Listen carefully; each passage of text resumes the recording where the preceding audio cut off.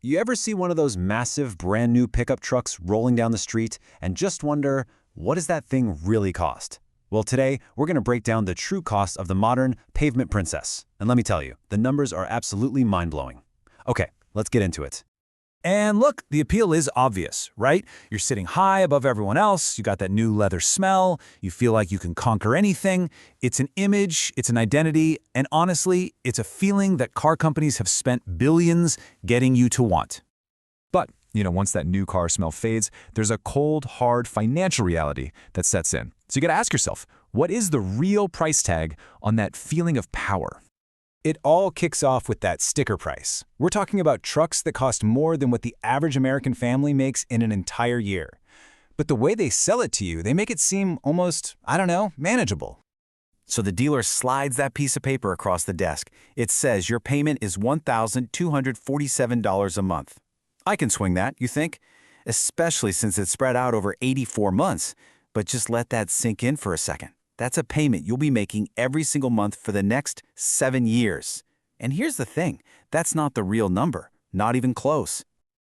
Yeah, that number from the dealer, that's just the tip of the iceberg. Now we're going to dig into all the hidden expenses they conveniently forget to mention on that sales sheet. These are the costs that turn a big payment into a life-changing one. First up, there's what we can call the gas tax. A truck that gets, say, 15 miles a gallon is going to burn through about $2,000 more in fuel every year compared to a regular, fuel-efficient sedan. Break that down per month, and boom, that's an extra $167 you're lighting on fire just to get to work. Oh, and then there's insurance. Remember, you're not just insuring a vehicle, you're insuring a $90,000 luxury asset. The cost to replace that thing is massive, so your insurance premiums are going to be way higher. You can tack on at least another $60 a month to the real total. And you can't forget the tire tax. Those giant, aggressive, all-terrain tires that look so cool. A new set of those can easily run you $2,000. So if you spread that cost out over their lifespan, it's like you're paying another $75 a month, every month, just for your tires. And finally, let's lump together maintenance and taxes. Bigger truck means bigger parts, bigger oil changes, more expensive repairs. Plus, in a lot of states, your registration and property taxes are based on how much the vehicle is worth. That's easily another $180 a month, just gone. Okay, so let's add this all up. You've got your official payment of $1,247. Then you add the extra fuel, the higher insurance, the tires, the maintenance, and taxes, and suddenly your real, true monthly cost to own this truck isn't what the dealer said at all. It's actually $1,729. That is a huge difference. And a payment that big, it doesn't just sit there in your budget. It's like a financial black hole. It starts sucking everything else towards it, and it limits your freedom in ways you might not even realize at first. This is what that payment really costs you. It can completely wreck your debt-to-income ratio, which means you can forget about qualifying for a mortgage on a house.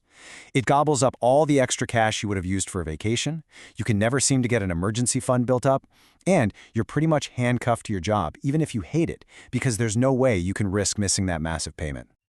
The source material for this explainer just puts it so perfectly. Is that image you're projecting for a few minutes while you grab coffee really worth giving up a life goal like owning your own home? So is there another way? What's the alternative? Well, let's imagine a parallel universe for a second where a much more practical choice was made. The difference is pretty stunning. So in Universe A, you've got the truck, and your total monthly transportation bill is that whopping $1,729.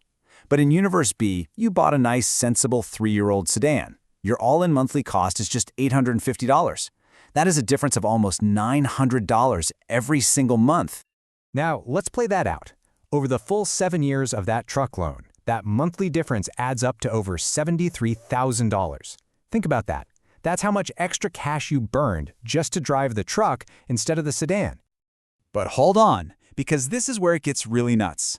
What if you had invested that difference? If you took those monthly savings and just put them in a basic index fund, after those same 7 years, you could have $95,000 sitting there. That right there is the insane power of opportunity cost. So if the numbers are this disastrously bad, why do so many people make this choice? Well, it really comes down to psychology, some very powerful marketing, and a couple of big myths that we need to bust right now. Let's start with the one you always hear. Yeah, but trucks hold their value. And while it's true they might lose a smaller percentage of their value, the raw dollar amount you lose is way, way bigger. A $90,000 truck that loses 40% of its value, that's a $36,000 loss. A $28,000 sedan that loses 55%, that's only a $15,000 loss. You still lose more than double the amount of actual money with the truck. You know, there's this fascinating idea in economics that explains what's happening here. These trucks have become what's known as a Veblen good. It's a weird thing where the ridiculously high price isn't a negative. For a lot of people, it's the whole point. It's a signal to everyone that you can afford the huge payment. The truck becomes this rolling billboard for how successful you are, even if the reality is you're buried in debt.